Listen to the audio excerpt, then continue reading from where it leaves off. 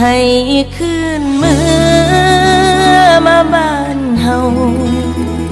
มาเบิ่งผู้เฒ่าเพิ่นของพาลูกหลานมีโอกาสกะวางแน่เด้อการงานคิดฮอดผู้ของทางอยู่บนบ้านนาเฮา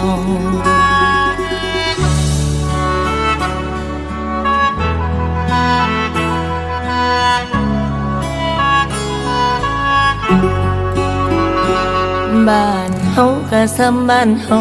นี่ละนะคุณค่าอยู่ดินอยู่หญ้าเป็นมูลมังอีพ่ออีแม่เพิ่นพาเฮ็ดพาสร้างเป็นหนทางทำมาหากินบ่อดตาย